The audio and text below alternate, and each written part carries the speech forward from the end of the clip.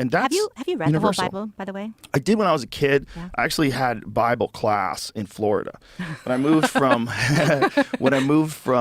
San Francisco to Florida, I was 11 years old, and it was a complete polar opposite experience of the country. I lived in San Francisco with two parents that were hippies in Haight-Ashbury. So we were in the middle of, like, we lived near Lombard Street. We were in the middle of, like, the hippie anti-war revolution of the 1960s. And then I moved to Gainesville, Florida. My stepdad was going to, he was becoming an architect. He was a computer programmer, and then he switched careers, became an architect. And so he's going to a University of Florida at Gainesville. And so we were there. So now all of a sudden I'm around alligators. There's fucking alligators everywhere. It was like, are you people retarded? Why do you have giant monsters everywhere? This is so ridiculous. So we had alligators, super weird swampy weather, and religion. Yeah. Religion was in the schools. Like in public school, you had Bible class.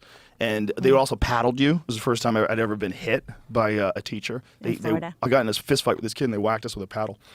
Can I ask you an alligator question real quick? Yeah. So when you were in Florida in the 1970s, were you there in the late 1970s? It was, let me see.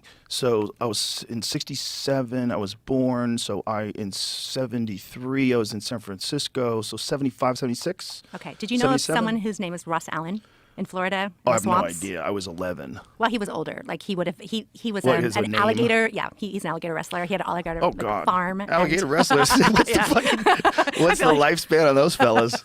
Well, I don't know when he died, but yeah. That doesn't seem like that would work out so well. Well, they probably defanged him. I don't know. Even that, they're just going to break your arms off. Speaking of which, I need more fire. Oh, sorry. Yeah, just grab that sucker right there and pull the top back, flip it around Right. the other side. Like this way. This Like way? This Okay. way, the other way. This way. No, the other way. It's upside down. Oh. Like, see this? There you go. Now All see right. the top? Uh-huh. Pull it, sucker back like that, like there. And then make just fire?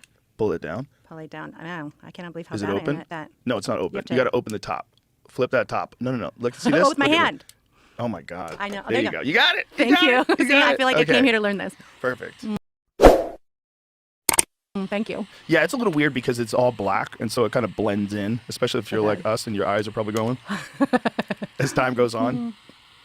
Like Now I can do it myself. There's not a chance in hell I could ever do one of those clasps on a like a bracelet. Those little tiny bracelets, like them little clasps. Like my wife tried to get me to do one of those. I'm like, I don't even know what I'm seeing. I have no idea what that is. I see blur. I see golden blur. What the fuck that is?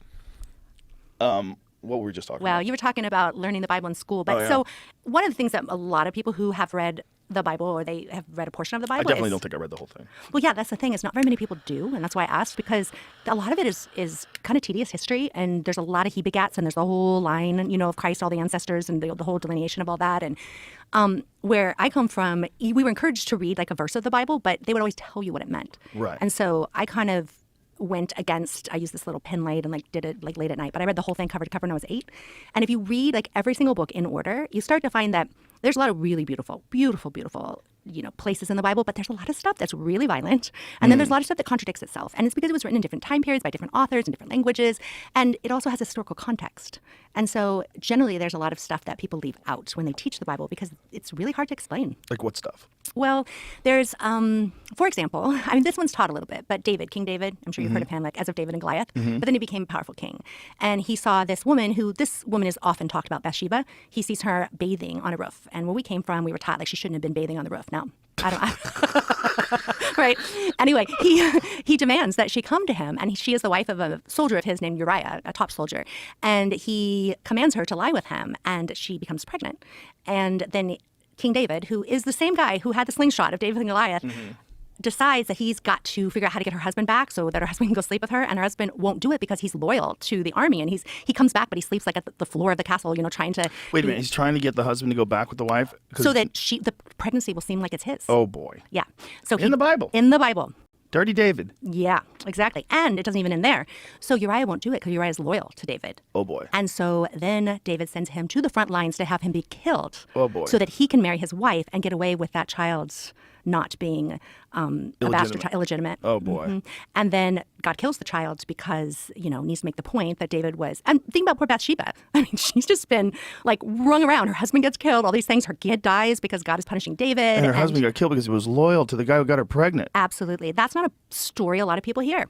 Oh my God. But you can fact check that one if you'd like. Oh no, I believe you. I'm good at that. I'm good at just like, yeah, now I'll go argue it. I mean, there's something I talk a little bit about in the book Forager, which I encourage everyone to read. But in that book, I talk about as a kid that I looked up this whole long, he begat, and there's only 4 times that it mentions a woman who a child came out of. Like it's all the male line. But occasionally they'll say so and so, Boaz through Ruth, or David's the father through Bathsheba. So Bathsheba ended up having a child who became Solomon, who we know, a lot of people know at least, of being the wisest man who ever lived, and he wrote Ecclesiastes, and yeah.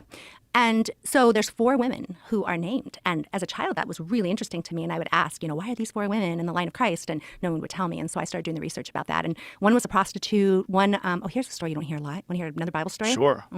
There was a woman named Tamar. And she had been married to one of 3 sons. I think there was 3.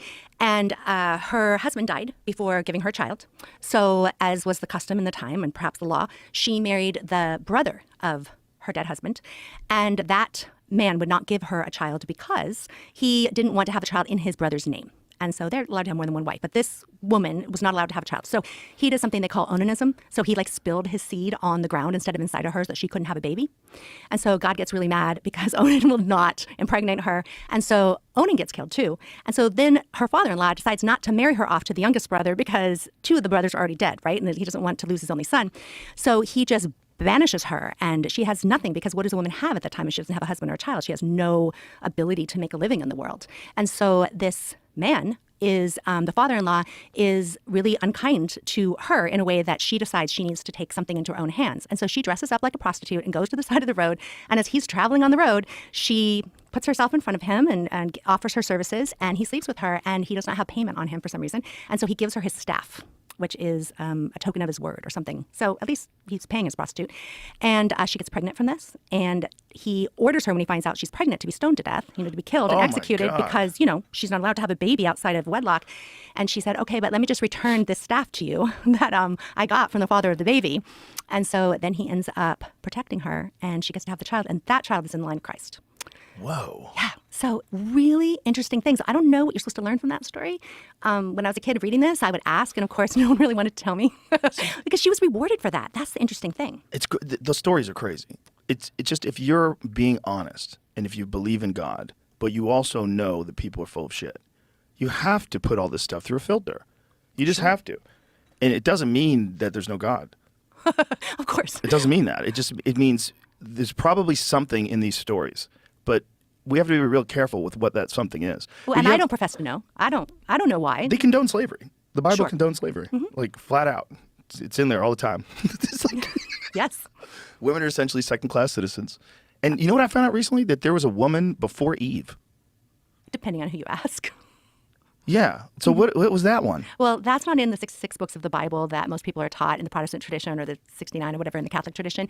That's part of the Apocrypha. So these are books of the Bible that didn't make it into, Christianity as such that we The editor's follow cut. today. Yeah, it was an editor's cut, exactly.